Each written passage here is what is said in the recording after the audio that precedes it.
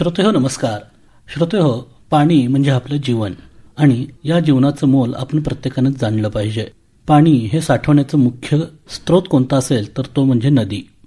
आणि सध्या आपण पाहत आहोत पर्यावरणाच्या दृष्टीतून नदीकडे जर बघितलं तर नदी सध्या प्रदूषित झाल्याचं आपल्याला पाहायला मिळतं. जर नदीच प्रदूषित असेल तर आपलं आरोग्य कसं सुरक्षित राहील याचा विचार आपण करायला हवा. आणि याच दृष्टीतून महाराष्ट्र शासनाच्या निर्णयानुसार चला जाणूया नदीला हा एक उपक्रम सध्या राबवला जात आहे. आणि त्याच्या अनुषंगानं आज आपल्याकडं डॉक्टर मनोज पाटील या निमित्त माहिती देण्यासाठी उपस्थित झालेले आहेत. आपण त्यांचं स्वागत करूयात आणि एकंदरीतच चला जाणूया नदीला हे नेमकं काय आहे याबद्दल आपण त्यांच्याकडून जाणून घेऊयात.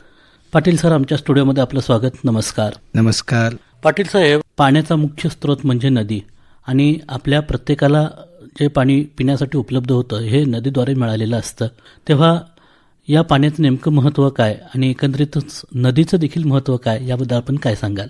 आपला मानवी इतिहास जर आपण पाहिला तर आपल्याला पाहायला मिळतं की ज्या काही चांगल्या संस्कृती निर्माण झाल्या त्या नदीच्या काठावरती, नदीच्या खोऱ्यामध्ये निर्माण झाल्या. बरोबर. शिवाय अगदी खोल भागामध्ये सुद्धा माणूस राहायला जागा निवडताना जवळ पाणी असावं असा विचार करूनच राहिलेला आहे असं सुद्धा आपल्याला पाहायला मिळतं. मग स्वाभाविकपणे नदीच्या काठी लोकांचं राहणं हे घडत आलेलं आहे आणि त्याच्यावरच त्याच्या जीवनाच्या सगळ्या गोष्टी, जगणं, खाणं, पिणं आणि अगदी शेवट झाल्यानंतर सुद्धा जाणं हे नदीवर अवलंबून राहिलेलं आहे. नदी ही इतकी अविभाज्य गोष्ट आहे की मनुष्य जीवन त्याच्यापासूनच सुरू होतं आणि त्याच्यापाशीच येऊन थांबतं. आणि जीवनावर सर्व परिणाम जे होतात त्याचं जीवन आरोग्यपूर्ण आहे का अनारोग्यपूर्ण आहे ते नदीच्या आरोग्याने अनारोग्यावर अवलंबून आहे. डॉक्टर, आता आपण नदीच्या आरोग्याबद्दल बोलत आहात, पण सध्याच्या पर्यावरणाच्या दृष्टीतून आपण जर विचार करायचा झाला तर अनेक प्रकारची प्रदूषणं सध्या होत आहेत. त्यातलं पाणी प्रदूषण हा एक महत्त्वाचा विषय आहे. आणि नदीच्या प्रदूषणाकडे जर आपण बघायला गेलो तर सध्या आपण विविध वृत्तपत्रातल्या बातम्या वाचतो, दृकश्राव्य माध्यमातून देखील बातम्या ऐकायला मिळतात की नदीचं प्रदूषण झालंय, अनेक प्रकारचे जीवजंतू त्यातले मरतायत. ह्या सगळ्या गोष्टी घडत आहेत. तर याकडे आपण कशा दृष्टीने बघता? नदी एक प्रतीक आहे. माणसाला अत्यंत मूलभूत ज्या गरजा आहेत त्याच्यामध्ये हवा, अन्न आणि पाणी असं आपण म्हटलं तर ते पाणी या मूलभूत गरजाचं प्रतीक आहे नदी. बरोबर. आणि त्याच्यामध्ये जेव्हा आपण वृत्त ऐकतो की मासे मरायला लागलेले आहेत तेव्हा आपल्या लक्षात येतं की ही तर खूप मोठी काहीतरी बिघडलेली यंत्रणा निर्माण झालेली आहे आणि ही आपल्या मानवाला सुद्धा बाधक ठरणारी आहे. त्यामुळे या गोष्टीवर विचार करावा लागतो. बरोबर. आता आपण एकंदरीत बघितलं की तुम्ही म्हणालात की कोणताही मनुष्य असू दे किंवा प्राणी असू दे त्याचं जीवन म्हणजे पाणी आहे आणि पाण्याच्या अवतीभोवतीच त्याची संबंध जीवनाची व्यवस्था जी आहे ती चालू असते. मग आपण प्रत्येक ठिकाणी पाहतो की नदी जिथून वाहते तिथून बऱ्याच प्रकारानं त्या नदीला दूषित केलं जातं, किंबहुना नदीतले जे काही म्हणजे आपल्याला खनिज द्रव्य मिळतात ते देखील बऱ्याच प्रमाणात काढली जातात. त्यामुळे नदीचं आणखी नुकसान होतं. अशा बऱ्याच गोष्टी घडत असतात. तर या गोष्टींच्यासाठी म्हणून आपण नेमकं काय करता का? अगदी थोडक्या शब्दामध्ये सांगायचं झालं तर नदीच्या समस्या 3 आहेत. एक आहे प्रदूषण, दुसरं आहे शोषण आणि तिसरं आहे अतिक्रमण.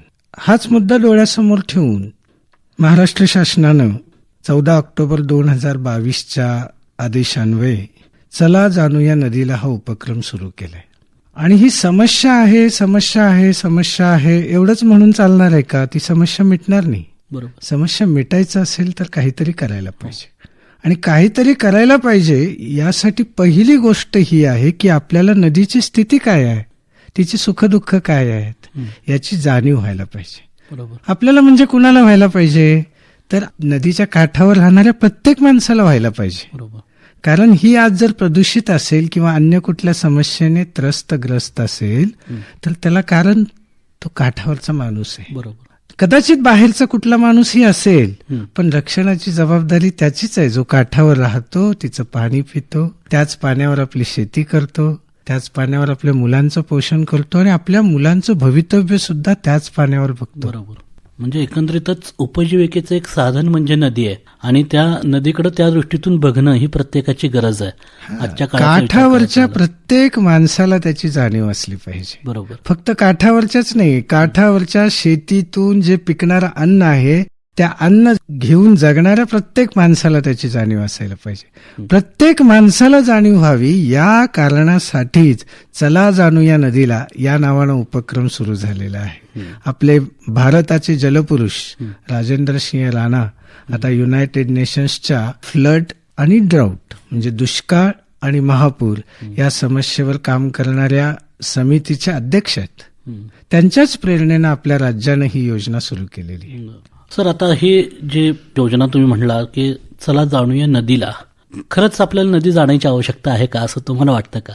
हो, अगदी जाण्याची आवश्यकता आहे. अहो, आपण अगदी 2-5 मिनिटासाठी किंवा 10-15 मिनिटासाठी अर्ध्या तासासाठी प्रवास करायचं म्हटलं तरी सुद्धा सीटवर बाजूला कोण असलं तर बरं, म्हणजे त्याच्याजवळ आपण बसूया, याच्याजवळ बसायला नको असं आपण म्हणतो. आणि ज्याच्यावर सगळं आपलं जीवन अवलंबून आहे त्याला नको जाणून घ्यायला. म्हणजे आपला दृष्टिकोन देखील आपण बदलला पाहिजे केवळ ह्यासाठी की नदीचं आपण कुठेतरी संरक्षण जपणूक केली पाहिजे आणि त्या दृष्टीतून आपलं मनांचं जे एक प्रकारची विचाराची दृष्टी आहे ती देखील आपल्याला बदलायची आवश्यकता आहे. जेव्हा आपण जाणून घ्यायला जाऊ तेव्हा लक्षात येईल ती आपल्याला अत्यंत उपयुक्त आहे.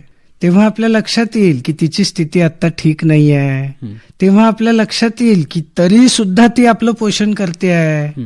तेव्हा आपल्या लक्षात येईल की हिला आपल्याला वाचवायला पाहिजे. तेव्हा आपल्या लक्षात येईल की हे वाचवण्यासाठी आपल्याला काय करायला पाहिजे, म्हणून जाणून घ्यायचं. चला जाणूया नदीला हा उपक्रम ज्यावेळी तुम्ही राबवत आहात तर या उपक्रमाच्या अंतर्गत तुमची जी काही उद्दिष्ट आहेत ती कोणत्या प्रकारची असणार आहेत? आता ही जी उद्दिष्ट आहेत ती उद्दिष्ट शासन निर्णयामध्ये स्पष्टपणे सांगितलेली आहेत.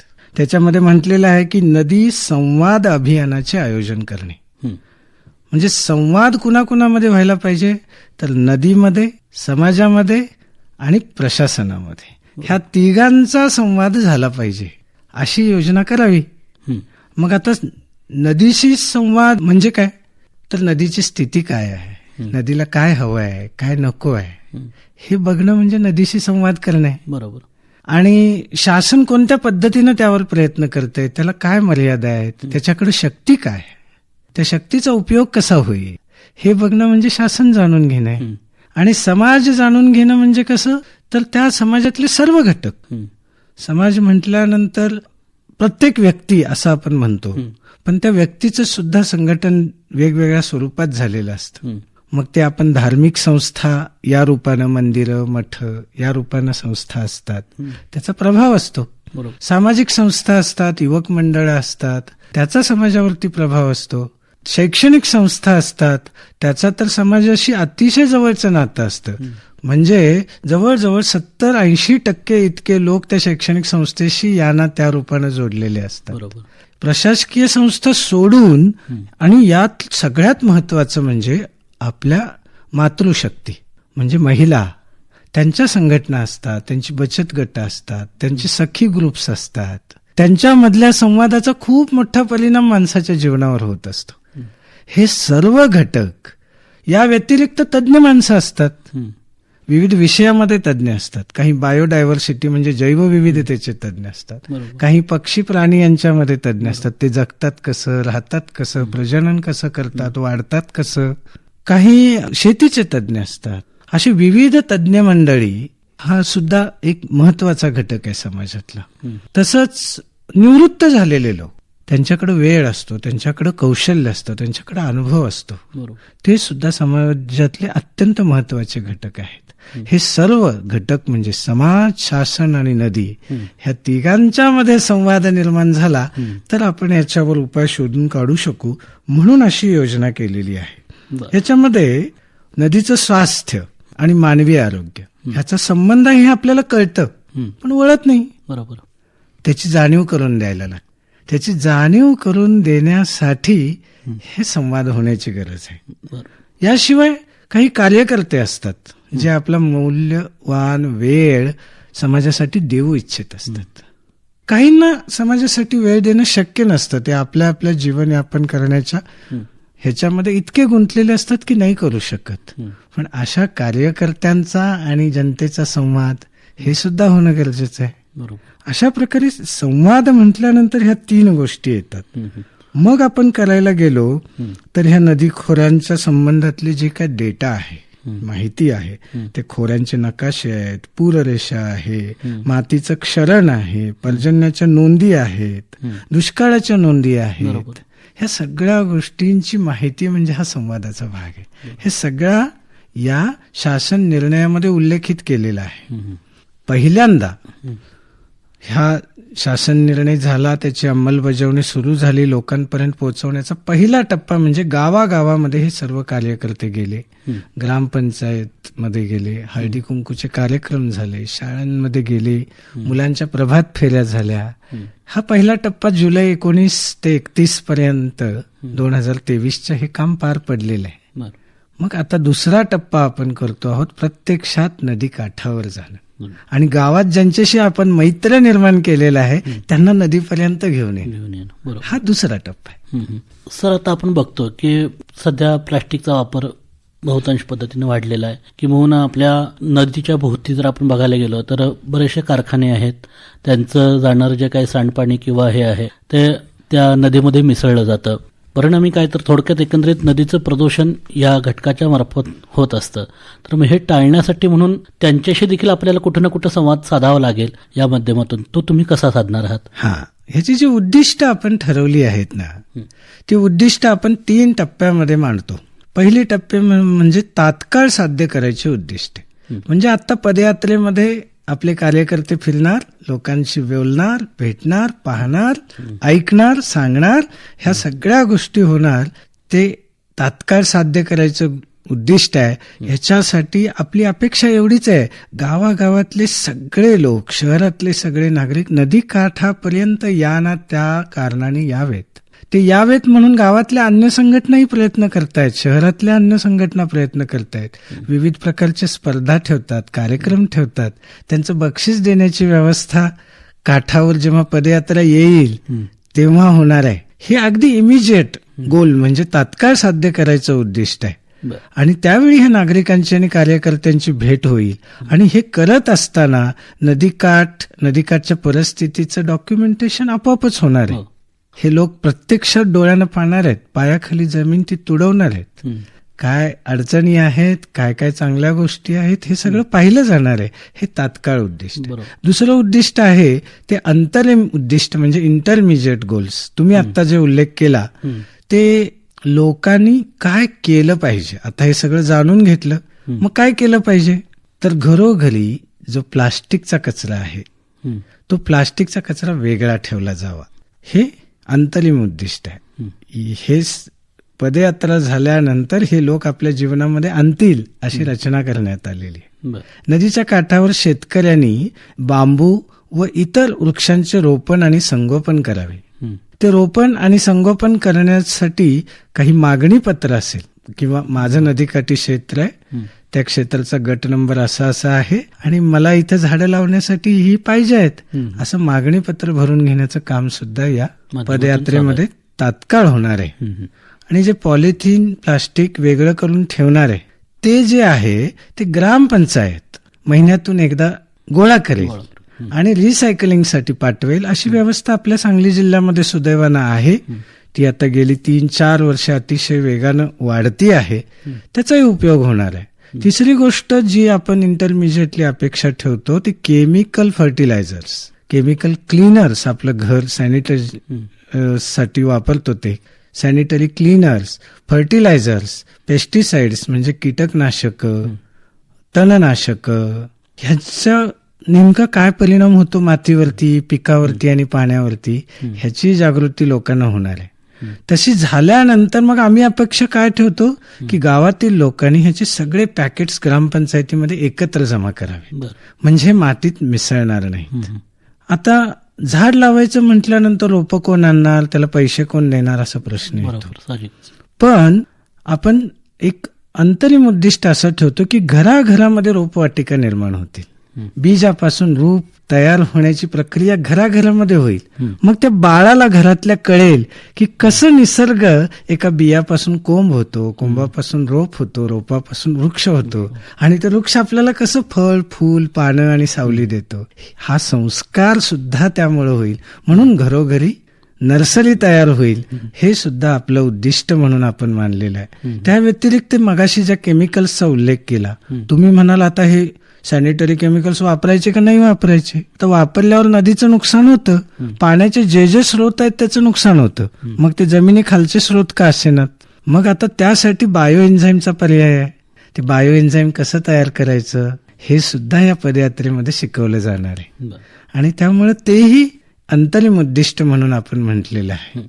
एक महत्वाचा मुद्दा म्हणजे गावातल्या लोकांना आपण पाणी वाचवण्यासाठी, माती वाचवण्यासाठी एवढं सगळं करतोय म्हटल्यानंतर अजून कुठं नदीमध्ये काही पाणी येते का, दूषित पाणी, त्याच्यावर प्रक्रिया केली पाहिजे का, तर ती कशी केली पाहिजे, ती नीट होती का, हे लक्ष ठेवणारे गावागावामध्ये नदीमित्र संच निर्माण व्हावेत अशी आपण अपेक्षा ठेवलेली आहे. आणि एक शेवटची गोष्ट की गावामध्ये एक नदीबद्दलचं सूचना आणि तक्रार पेटी सेपरेट, वेगळी अशी पेटी ग्रामपंचायतीच्या इमारतीमध्ये अगदी लोकांना सहज दिसून येईल अशा पद्धतीनं ठेवायची योजना आहे. दर 3-4 महिन्यातून ती पेटी उघडली जाईल. शासकीय कर्मचारी, अधिकारी, तिथले पद निवडून आलेले पदाधिकारी आणि नदीवर प्रेम करणारी मंडळी त्याच्यामध्ये काही आपल्या मनात येईल त्या गोष्टी घालतील, त्यांच्या मनातल्या गोष्टी बोलायला संधी मिळते नाही मिळते, पण त्या पेटीमध्ये टाकल्या जातील आणि ती पेटी उघडल्यानंतर त्याच्यावर पुन्हा विचार होईल. तीही योजना या पदयात्रेच्या निमित्तानं व्हावी असं आपण म्हटलेलं आहे. मला आता याच अनुषंगाने असं विचारायचं की आता ही पदयात्रा जी होणार आहे ते ग्रामीण भागातून असेल, शहरी भागातून असेल, वेगवेगळ्या माध्यमातून ही पदयात्रा चालवणार, जिथे जिथे नदीची काठ आहे तिथून तुम्ही ही यात्रा चालू ठेवणार आहात. मग प्रत्येक ठिकाणची लोकांची मानसिकता वेगळी असणार. जसं की आता ग्रामीण भागात गेला तर नदीबद्दलची त्यांची मानसिकता वेगळी आहे, शहरी भागात गेला तर लोकांची मानसिकता किंवा बघण्याचा दृष्टिकोन वेगळा आहे. तर अशा परिस्थितीमध्ये दोन्ही दृष्टिकोनांचं जे एक वाक्यता आहे ती साधण्याचा कुठे यामध्ये तुम्ही प्रयत्न करणार आहात? अगदी निश्चितच. तीच तर गंमत आहे की जाणून घेणं असं आपण म्हटलं आणि नदी समाज आणि शासन असं म्हटलं, तेव्हा समाजाला फक्त सांगायला चाललोय अशी मुळीच अपेक्षा नाही. ह्या पदयात्रेची रचना की आम्ही सांगायला, शानपण सांगायला जाणार आहोत अशा प्रकारची नाही आहे. जाणून घ्यायला जाणार आहोत. एकतर नदीला जाणून घ्यायला जाणार आहोत, तर नदीकाठच्या गावातल्या लोकांना जाणून घ्यायला जाणार आहोत. आणि जाणून घेणार म्हणजे त्यांचं ऐकून घेणार, त्यांना समजून घेणार, त्यांच्या समस्या समजून घेणार. आम्ही आलोय म्हटल्यानंतर ते विचार करू लागतील की नदीची समस्या आहे बुवा, आणि आम्ही त्यांच्याशी बोलल्यावर आमच्या लक्षात येणार की लोकांना समस्या आहे बुवा. आम्ही ऐकून घ्यायला अधिक जाणार आहे, पाहायला अधिक जाणार आहे. त्यामुळे 2 डोळे 2 कानाचा वापर जास्त होईल, त्यात काय वाद नाही. आता या पदयात्रेच्या निमित्तानं ज्यावेळी आपण ही यात्रा सुरू करत आहात, विविध प्रकारच्या सामाजिक घटकांचा यामध्ये समावेश असणार आहे. जसं की विद्यार्थी असतील, तुमच्या सामाजिक संस्था असतील, महिला असतील, पुरुष असतील, सगळ्यांचा समावेश आहे. प्रत्येकाचे विचार मतभिन्न जरी असले तरी हे दृष्टिकोन एकच आहे, ध्येय एकच आहे की नदीचं आरोग्य जपणं किंवा तिचं आरोग्य वृद्धी करणं आणि नदी चांगल्या पद्धतीनं प्रवाहित करणं, हा एकमेव उद्देश आपला त्यामध्ये आहे. तर मला असं म्हणायचं की आता सध्याच्या परिस्थितीचा जर विचार करायचा झाला तर आता सध्या नदीपात्रामध्ये पाण्याची कमतरता आहे, बहुतांश पात्र ही कोरडी पडलेली आहेत. मग अशा या नदीपात्रांकडे बघितलं की एक प्रकारचा भकासपणा आपल्याला जाणवून येतो. कुठंतरी ही नदी भरलेली असावी, कुठंतरी सगळीकडे हिरवागार असावं, आजूबाजूचा परिसर किंवा पक्ष्यांनी गजबजलेला असावा अशी प्रत्येकाची इच्छा असते. मग हे होताना कुठं साध्य होत नाही. मग ह्या दृष्टीतून तुम्ही तिथं काय शिकवणार आहात? हीच तर खरी प्रेरणा आहे. आता आपलं निवेदन होत असतानाच कसं म्हणाले की एका बाजूला भकास आहे पण दुसऱ्या बाजूला स्वप्न आहे की इथं दुथडीपणी नदी वाहावी, या नदीतलं पाणी शुद्ध असावं, दोन्ही बाजूला भरपूर झाडी असावी, त्या झाडीमध्ये पक्ष्यांचा किलबिलाट असावा, हे तुमच्या निवेदनात आलं. एका बाजूला वस्तुस्थिती आणि दुसऱ्या बाजूला ध्येय, ह्या दोन्हीही गोष्टी जोडायसाठी जी प्रेरणा आहे ती प्रेरणा इथं निर्माण होणार आहे ह्या पदयात्रेतून. ह्या पदयात्रेच्या निमित्तानं तो कार्यकर्ता चालत असणार आहे, तो स्थिती बघून तो अधिक कदाचित संवेदनशील, मुळातच हा माणूस कार्यकर्ता यामुळे बनलाय की तो अतिशय संवेदनशील आहे आणि हा कार्यकर्ता, तो संवेदनशील कार्यकर्ता स्वस्थ नाही बसणार. हम्म. आणि त्याच वेळी त्याला भेटायला येणारे, त्याचे स्वागत सत्कार करणारे जे आपली मंडळी आहेत गावातली, त्यांच्याही लक्षात येईल. एरवी त्यांनी बघितलं असतं की नाही कुणास ठाऊक, बरोबर. पण त्यांच्याही लक्षात येईल की अरे किती परिस्थिती वाईट झाली आहे, काहीतरी करायला पाहिजे. ही प्रेरणा त्यांच्या मनामध्ये निर्माण झाली की हेतू साध्य झाला म्हणायला हरकत नाही. मगाच्यापासून मी तुमच्या तोंडून एक शब्द ऐकतोय, नदी मित्र संच. ही कल्पना नेमकी काय आहे? ही पदयात्रा झाली, शासनाच्या नियमाप्रमाणे हे उपक्रम झाला, अभियान झालं, सगळं काही. नंतर मग शांत शांत असं झालं तर त्याला काही अर्थ आहे का? बरोबर. म्हणून स्वाभाविकपणे आम्ही पहिल्या फेरीमध्ये सुद्धा अनुभवलं, लोकांच्या मनामध्ये संवेदनशीलता आहे, लोकांच्या मनामध्ये काहीतरी करायची इच्छा आहे, लोकांच्या मनामध्ये काहीतरी व्हावं अशी आंतरिक तळमळ आहे. अशी तळमळ असणारी जी माणसं आहेत, या व्यतिरिक्त तिथं निवडून दिलेले काही पदाधिकारी आहेत, त्यांची ती जबाबदारी आहे. या व्यतिरिक्त तिथं जे शासनाचे कार्यकर्ते, कर्मचारी आणि अधिकारी आहेत, त्यांचीही काही जबाबदारी आहे. ह्या सगळ्या गोष्टी कुठेतरी हे झालेल्या असतात की कामाच्या ओघामध्ये बाजूला पडलेल्या असतात. पण त्या मुख्य विचाराच्या मध्ये जर आणल्या तर ते काम होणार आहे. मग ते मध्ये आणण्याची ही प्रक्रिया म्हणजे नदी मित्र संच आहे. ही नदी मित्र संच म्हणजे त्या गावातली अशी संवेदनशील माणसं, जबाबदारी असलेली माणसं, कर्तव्य असलेली माणसं, ह्यांचा तो गट आहे. आणि तो गट निरंतरपणे त्या गावात राहणार आहे, त्या गावात तो पाहणार आहे. आणि तो काय करणार आहे की या नदीची जी संवाद यात्रेनंतर जी पेटिका तिथं लावली जाणार आहे, त्याच्यामध्ये तो आपले मनोभाव व्यक्त करणार आहे. आणि तो व्यक्त केलेले 3-4 महिन्यातून किंवा कदाचित काही ठिकाणी लवकर महिन्यातून सुद्धा पाहिले जातील. आणि जेव्हा ही वस्तुस्थिती समोर येईल तेव्हा ध्येय साध्य करण्यासाठी प्रयत्न होतील. या व्यतिरिक्त आणखीन एक गोष्ट आहे, ह्या लोकांना जिल्हा स्तरावर आपण एक समिती स्थापन करणार आहोत, विविध विषयांच्या समिती. मग ह्या लोकांना काही वेळा प्रशासन मदत करू शकेल, करण्याला काही मर्यादा असतील, गतीची मर्यादा असेल, पण तरी सुद्धा तात्काळ काही मदत हवी असेल तर जिल्हा स्तरावर आपण वैचारिक तज्ञांचे गट निर्माण करणार आहोत.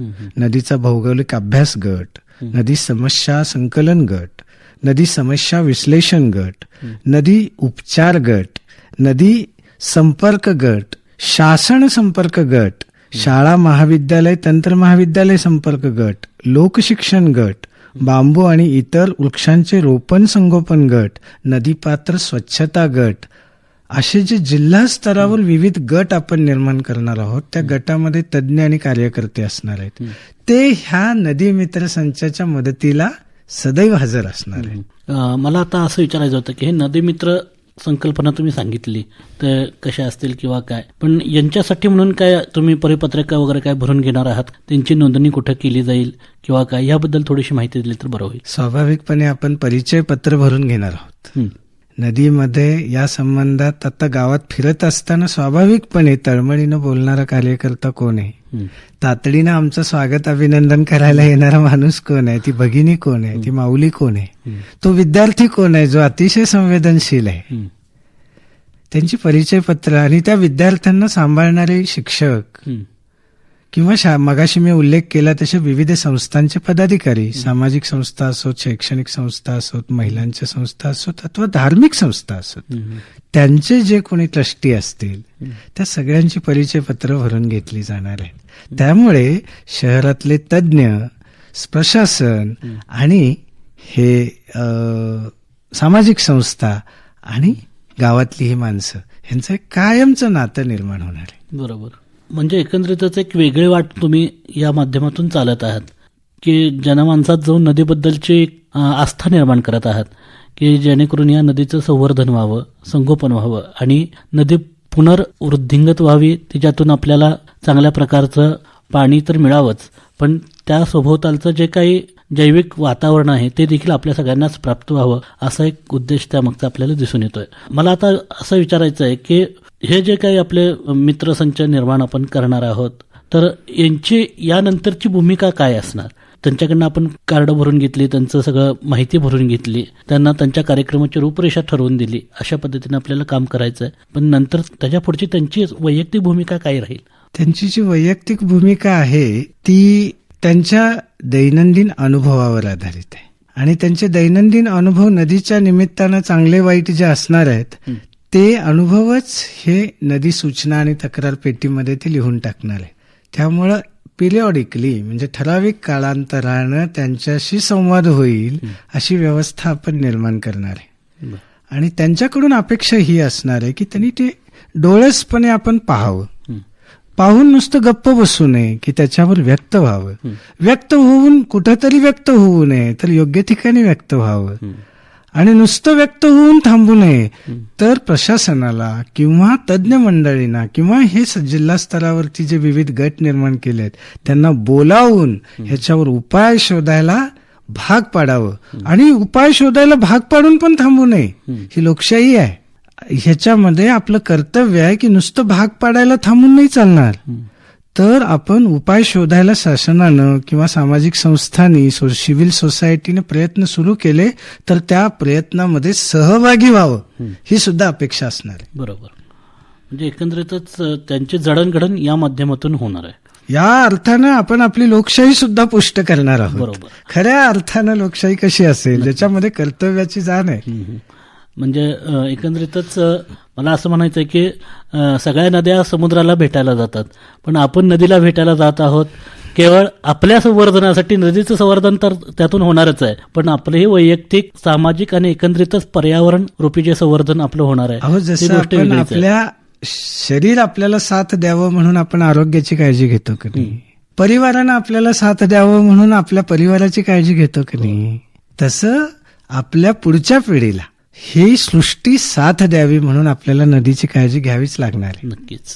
म्हणून जे अंतिम उद्दिष्ट आपण म्हटलेलं आहे, मगाशी मी तुम्हाला म्हणालो की पहिलं आहे ते तात्कालिक उद्दिष्ट, नंतर म्हणलो तर आपण अंतरिम उद्दिष्ट म्हटलो, तर अंतिम उद्दिष्ट काय आहेत, तर ही कृष्णामाई अमृतवाहिनी व्हावी. ही अमृतवाहिनी कृष्णामाई सतत दूध थडी भरून वाहावी. कधीही हिच्या काठावरती महापूर आणि दुष्काळाचे प्रसंग निर्माण होऊ नयेत. आणि आपलं जे क्षरण होतं, तट वाहून जातात, शेतच्या शेत वाहून जातात, घरं वाहून जातात, जीवन विचलित होतं, तसे प्रसंग आपल्यावर येऊ नयेत. हे खरं अंतिम उद्दिष्ट आहे, हे डोळ्यासमोर ठेवायचं आहे. अंतरिम उद्दिष्ट मी मगाशी सांगितली ते प्रत्येकानं आपापल्या घरात करायचे आहेत आणि ग्रामपंचायतीनं त्याला साथ द्यायची. आणि मग तात्काळ जी उद्दिष्ट आहेत ती तर साध्य होतील. म्हणजे एकंदरीतच नदीला तर आपण जाणून घ्यायचंच आहे, पण त्या दृष्टीतून आपलं होणारं जे काही मतांचं परिवर्तन आहे, आपला जो वैचारिक दृष्टिकोन इथं कुठेतरी बदलणार आहे, त्याकडे देखील आपण जाणीवपूर्वक लक्ष द्यायला पाहिजे. आतापर्यंत कोण आपल्याला सांगायला नव्हतं की अरे बाबा नदीकडे जा, त्याची काहीतरी काळजी घे, असं कोणी म्हणणार नव्हतं. पण आज एक आपली वैयक्तिक गरज आहे की नाही, आपण तिथं गेलं पाहिजे, काहीतरी स्वच्छता त्या मानाने केली पाहिजे, तो परिसर स्वच्छ राखला पाहिजे, किंवा त्या नदीतलं जे काही पाणी आहे ते प्रदूषित होणार नाही या दृष्टीतून देखील आपण काळजी घ्यायला पाहिजे. या सगळ्या गोष्टी या माध्यमातून घडतील. पण ही पदयात्रा होत असताना आपण काही SOP म्हणजे स्टँडर्ड ऑपरेटिंग प्रोसिजर म्हटलेले आहेत, त्याच्यामध्ये कळत न कळत उल्लेख झालाही असेल, पण ते एकदा आपण पुन्हा लक्षात ठेवणं गरजेचं आहे. पहिली गोष्ट म्हणजे या गावामध्ये जी पदयात्रा होणार आहे ते पदयात्री आले तर गावच्या लोकांनी त्यांचं आगत स्वागत करायपुरतं एका ठिकाणी थांबावं एवढीच अपेक्षा नाही, तर 1-2 किलोमीटर आपल्या शक्तीप्रमाणे चालावं.